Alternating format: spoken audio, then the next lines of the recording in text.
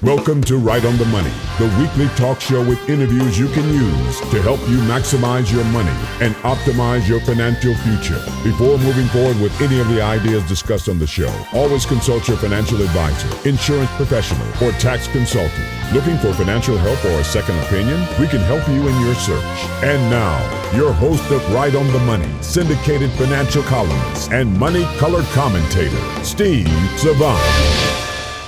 In this segment, we're talking about investing in your own home country with popular bilingual speaker and financial consultant, Karina Gutierrez. Karina, I have to think, I'm from a very heavily German background. I never thought about giving any money back to Germany. My relatives left 3 generations ago before the war, right? We're Americans, I never think about, kissing money back to people that I'm probably 3rd, 4th generation too long. But that's not the same here, right? Talk about that, because I'm thinking, and I wonder, should Americans object money going back to a home country like, Central America or Mexico?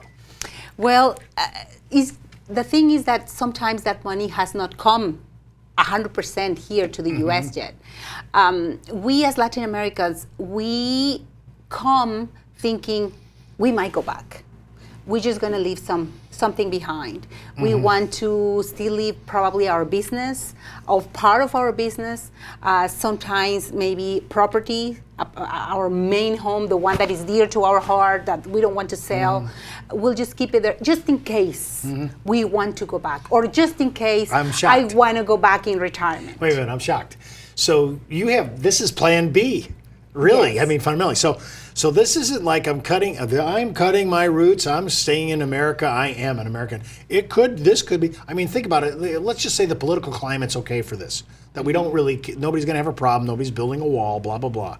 But let's just say, so could you see yourself going back to live in Mexico maybe in your retirement? Could you see that? It'll depend. At the beginning, I thought that I was gonna go back. But now my 3 kids were born here. And this is what happens with Hispanic families.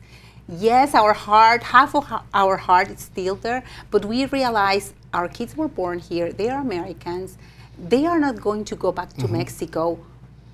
Why do we want to go back if our immediate family is here? So we end up can you imagine your kids having kids and you living in Mexico and not seeing those grandkids? Of course not. Right. So we, at the end, we realize we're going to be here.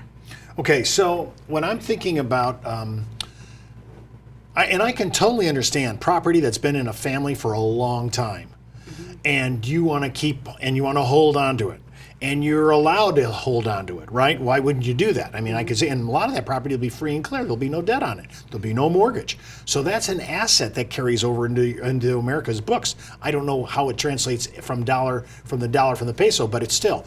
That brings me to my second question about when we're talking about investing in our country. The American dollar to the peso, actually, the American dollar almost every currency, but the peso specifically, if you're going to go on a vacation, Mexico's the place to go. Your dollar would really go well, right? Yes. So talk a little bit about the exchange, because if I'm going back to the country, I'm sending American dollars, that's got to be worth some serious money then. Yes. My dollar is worth way more in Mexico than it is in the U.S. Yes, but at the same time, the property, the business that you have there is losing value because of the currency devaluation. So, when we came, probably things that were profitable, they are not as profitable anymore. We are here spending dollars, and if your main business 100% is back in Mexico, you're earning pesos. So you're earning pesos, spending dollars, that's very expensive. So how do you make it work for if I'm here in America, you're here in America, your kids are being raised, but you still have family back in Mexico, you still have business, you have property back in Mexico. How do you make that work just on the basis of the currency alone? Well, it's challenging, and it's a lot of risk. That's why families come here and try to launch a business here in the U.S. as well, to start fading out of that business in Mexico. Eventually, if you are not there watching that business, taking care of that business, in an everyday basis, it's going to be hard to manage. So little by little, they're going to be making the transition. For some years in Houston, in the north part of Houston, there's even a neighborhood that is full of Mexicans. Their families live there. It's in the north part of Houston because it's very close to the international airport. The husbands will go, fly out on Monday mornings, and they'll come back Friday evenings. They'll stay, manage the business, and they'll come back and spend the weekend So with there the are people that families. are living in the U.S. with their families, maintaining a business back in Mexico, and flying out every week for this. Yes, yes, That is a brutal schedule. yes, it is. Wow. It is very, very, it puts a lot of stress in the family and a lot of stress in their family dynamics as well.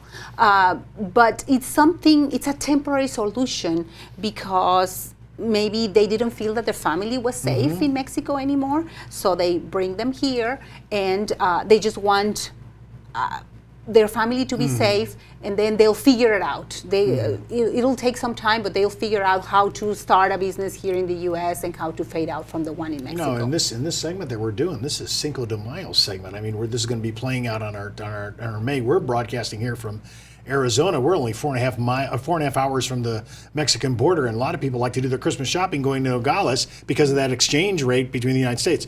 So we're going to be doing this is all of a sudden Mexico has made our map. We're doing Cinco de Mayo. We're celebrating. Think about this. We're celebrating a war between France and Mexico that happened 150 years ago. That has nothing to do with us, and yet it's made it, and it's a huge part of our calendar. Yes, yes. So give me a little, when you think about it, do you guys really celebrate? I mean, do you have Mexican flags? Do you celebrate that victory? Well, it was amazing to me when I moved to this country how much this is celebrated here in the U.S. Not as much there. It's celebrated, but not as much. Some people here in the U.S. got it's so big here, the Cinco de Mayo, that they think that it's our Independence Day, and it's not. Our Independence Day is the 16th of September.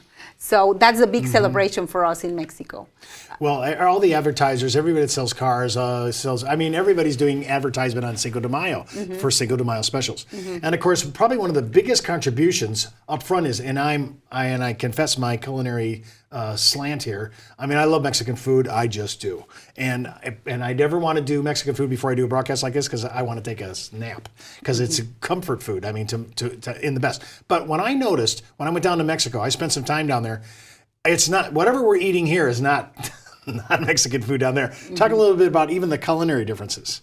I think here it has shifted. It's transition because the typical Mexican cuisine, it's very, very elaborated and complicated. And here I think in the U.S., just because of the dynamics and how we work busier schedules, we've done the simplified version of the Mexican cuisine. There are a few restaurants in Houston. I mean, it's full of Tex-Mex restaurants, but there's only a couple or three max that I can pinpoint as being typical, original, authentic Mexican cuisine. Yes, before I went to Mexico, I've had several places, and we're in Phoenix, Arizona. There's a lot of Mexican restaurants here, but they're not Mexican compared to what I ate. So there's some differences even in cuisine and how we're doing it here in the U.S. When you come here, how about U.S. food? Is it hard to make can you graduate over and start eating some American food? Well, no, because we are used to that. We have a lot of franchises from the U.S. that are in Mexico or in Latin American countries. So we are used to the American food diet. We can easily adjust. Now, are your kids more American now in their tastes and so forth, or no? You still keep them?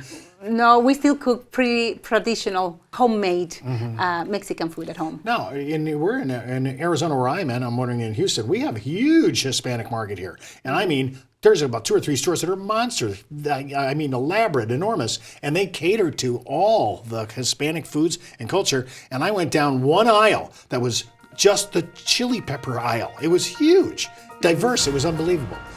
When you see that kind of support, people are supporting the Hispanic market now because it's so big here. Like in Phoenix, we're one of the biggest states that has immigrants into our state.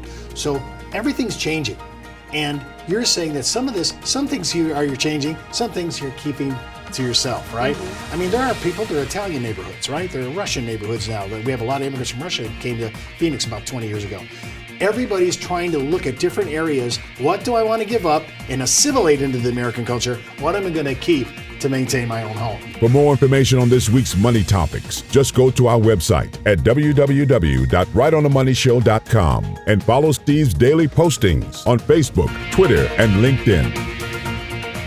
When it comes to retirement, money management, small business, insurance coverage, college funding, or budgeting, we have the interviews you can use.